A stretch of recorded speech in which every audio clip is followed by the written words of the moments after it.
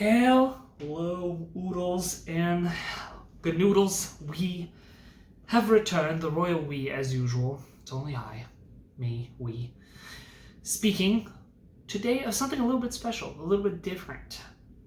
I've said this before, but I'll continue to use that terminology just because it feels nice when I say it. It makes me feel like I've accomplished something more. But I wanted to talk about a light novel. Today, I just finished off not too long ago all 6 volumes of Solo Leveling, also known as Only I Level Up, which is a good title, a bad title. I'm still unsure how I feel about that title. I kind of like Solo Leveling a lot more. Only I Level Up sounds, I don't know, there's something corny about it. Anyway, it is my first light novel, and sorry if anyone heard that, it's the cat making a really weird noise. It is the first light novel I have finished off. There is a manga as well of this series, and I do believe they are in the works for making an anime, although that's kind of on shaky foundations. I'm not too sure if that's going to go through or not, so we might be seeing another adaptation of this series. It is fun, I will say.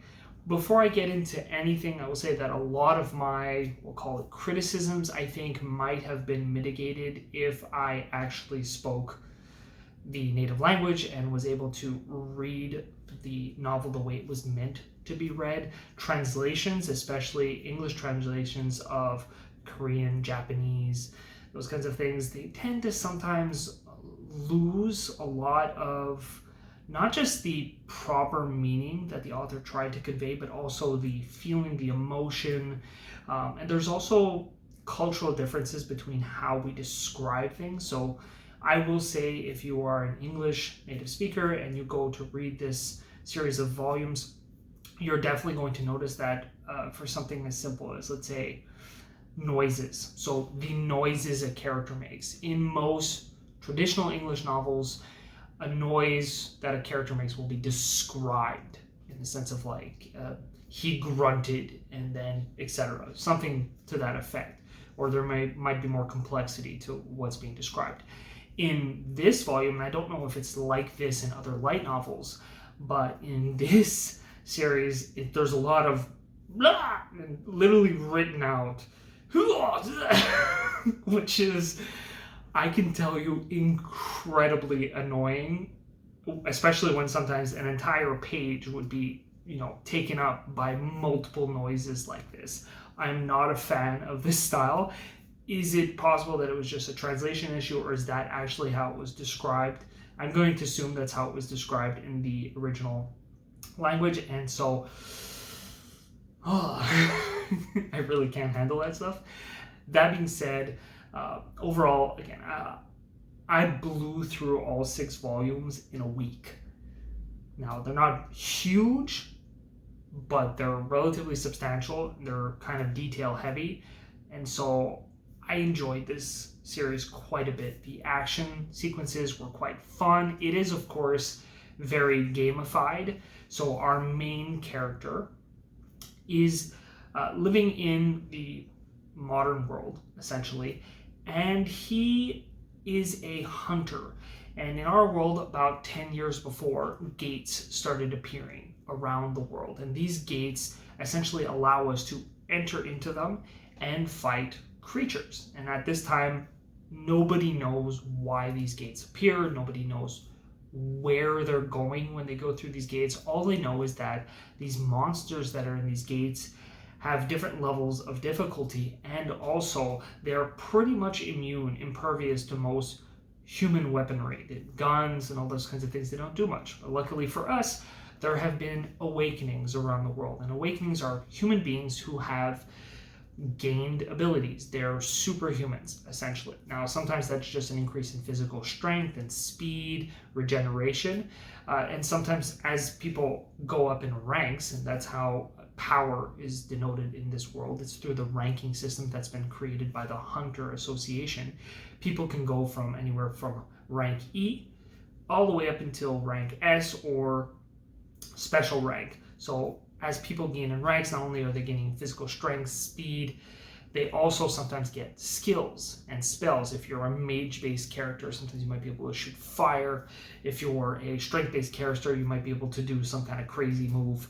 It really depends. So it's very gamified already in that instance, but it's still kind of people awaken and then they just are where they're at. You awaken, you're a rank B, you are a rank B. There can be a second awakening that happens, although this is not really described that well in the series. It's not really shown who has awakened a second time. Most of the time, it's just kind of vague, but you can have a second awakening. Now, our main character is our only character really, is a rank E. He's the lowest of the low. This guy just has a little bit of better physical strength and speed compared to a normal human, but other than that, he is not strong in the slightest, and he still goes into dungeons because he's trying to take care of his family. His mother is sick, his sister, he's trying to put her through school, and so he's this really kind, generous guy who's just trying to take care of his family, and he almost dies like every time he goes on a mission, but it's worth it for him because through it he makes enough money to help them, and he gets insurances and help from the Hunter Association who take care of his mother. So there's this small starting point where our character is just kind of, and then something happens. Now, of course, I won't describe this, I don't want to spoil it, but something happens very differently in one of the dungeon raids that he goes into.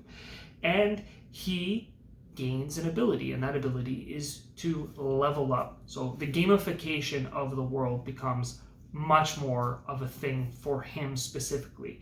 And the mystery of that and why he was chosen and why he's suddenly able to level up and is in this gamified world is something that eventually leads to, of course, our discovery of where the gates actually come from, what's happening in the world, and a much, much larger conflict. And of course, this is a series that, much like light RPG novels, effectively it is a light RPG novel. It is just a story about someone being OP to the umpteenth degree. And that can be fun to a certain degree, and I'm a fan of anime such as like Overlord, which has just this OP main character and all of his allies are just incredibly OP, and so they dominate everywhere they go. And I can really be a fan of that. Unfortunately, in a book format, it's not as fun, at least for me. Again, I still blew through these volumes really quickly. I enjoyed the series. I enjoyed the fact that the main character was OP, but the problem was that the world around him, especially at first, wasn't that interesting. He was just, it had interesting aspects, but all the characters around him, the people he was meeting at first, the people he was dealing with, even his friends, his family, I didn't feel anything from them. We got barely any point of view from anyone else's perspective. We also, there's a lot of fawning in this novel. There's a huge amount of time spent explaining how other people meeting our main character feel and how awed they are by him and how impressed they are by him. And it gets to be incredibly, incredibly annoying when you see that repetitively written over and over and over again. The cat is attacking the door. Give me one moment.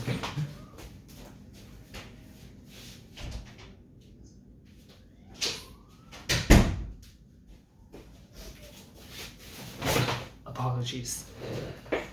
Where was I?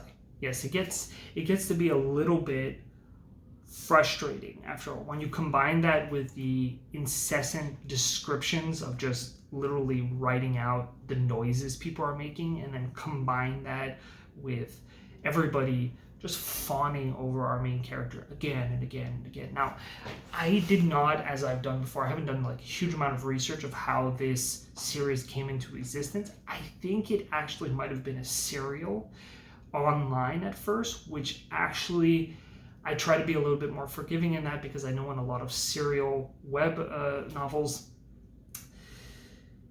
they tend to just kind of have a lot of repetition because it's coming out in small little chunks and that's stretched out, and because of that, because they think that maybe someone might forget things after a while because it's been taking so long for the series to come out, they kind of repeat themselves over and over. But with the fawning and the constant repetition of people just describing how incredibly amazing and good our main character is, I just want to shoot myself in the face. Especially with, unfortunately, people are saying this. But the main character, again, very nice guy, very...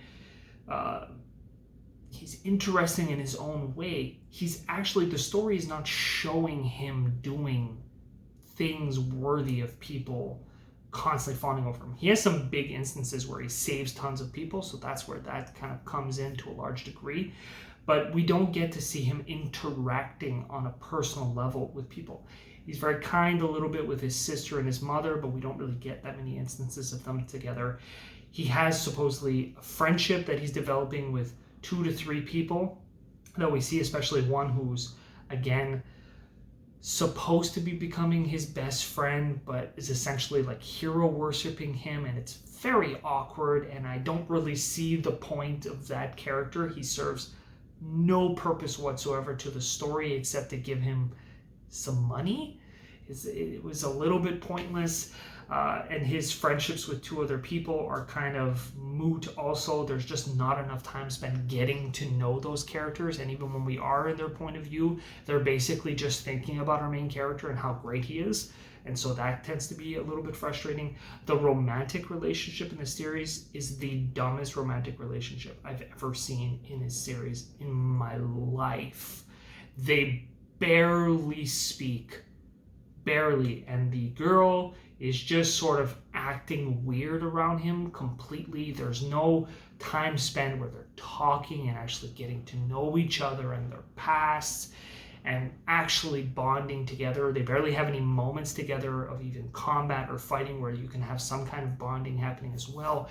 And so their romance just seems strange. Now, again, I will say, I think this is hugely a cultural difference. I think it's also the author is not a phenomenal writer of relationships in novels, which is fine. It's not a romance novel.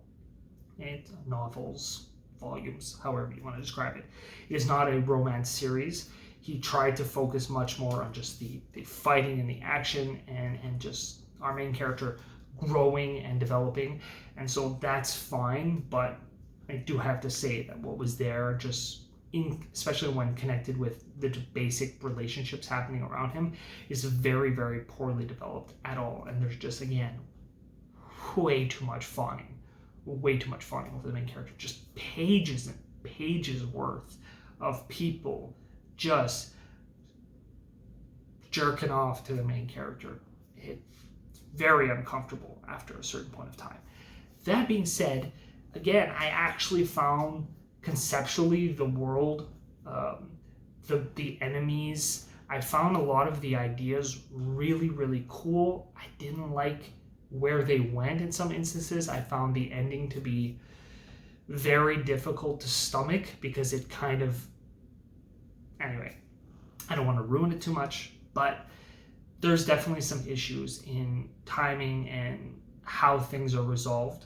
But it's still really, really fun. If you're someone who likes RPGs, if you're someone who likes kind of the gamification of a world, if you like anime, this is basically a written form anime. And it's fun enough that I just kind of bulldozed through it. I skipped over multiple parts just because I could see just lots of fawning and descriptions and waste of moment. But when the story was zoning in, it was focused in, especially on the action, on developing the monster world and his interactions between there, and especially the development of his abilities, it really shined. It was really, really fun. I actually really hope they make this as an anime, and I have a feeling, I'm not a manga reader, I am sure that the manga version of this is probably going to be much more enjoyable to people than just the written format, because the style itself will lend itself much more heavily to having images. It's just going to look better, it's going to feel better, it's going to flow better. But if you're someone like me who is just so used to reading and not looking at photos, it's still enjoyable. I really liked it. I will recommend it to most people. I read it ebook format. I'm probably going to buy the physical copies of it just because it was my first foray into a light novel styled book. I don't know if people would consider this even a light novel, to be honest, since it was a serial before and now it's mangafied. I'm not sure, but it was fun. It was fun, and if you're someone who likes this kind of style of novel, check it out. I definitely recommend it. Let me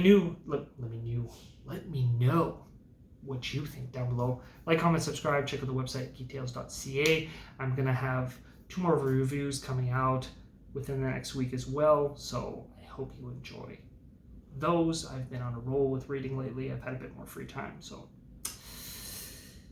fare thee well.